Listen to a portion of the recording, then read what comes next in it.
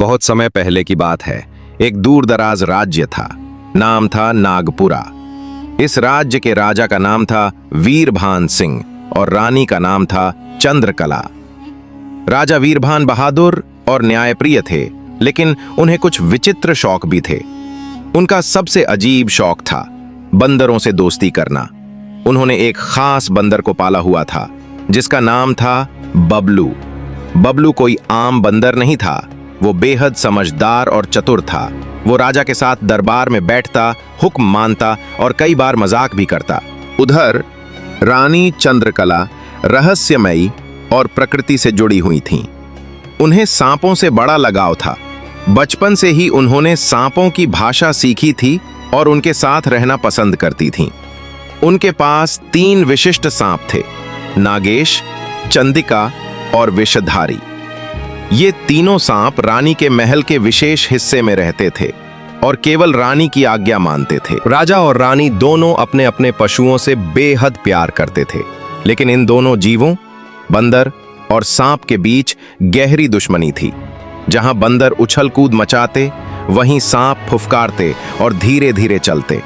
दोनों की प्रकृति बिल्कुल विपरीत थी। एक बार की बात है, राजा वीरभान एक बड़े युद्ध से लौटे। उन्हें भारी विजय मिली थी और राज्य में खुशी की लहर दौड़ पड़ी।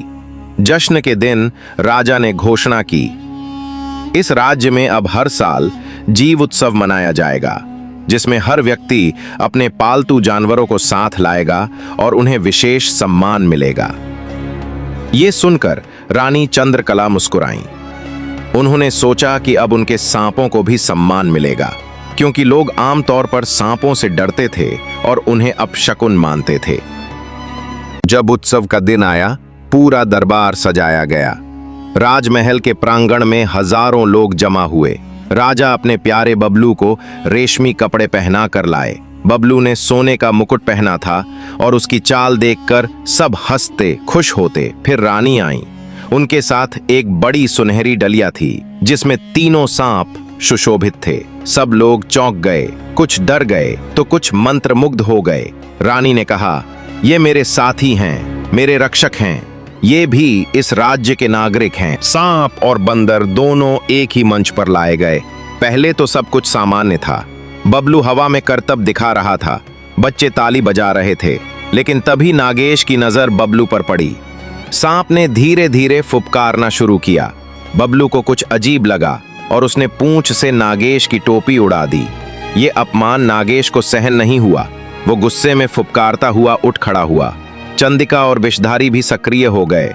रानी ने तुरंत उन्हें शांत करने की कोशिश की, लेकिन देर हो चुकी थी। बंदर और सांपों में मंच पर ही लड़ाई शुरू हो गई। राजा चीख पड़े, बबलू वापस आओ।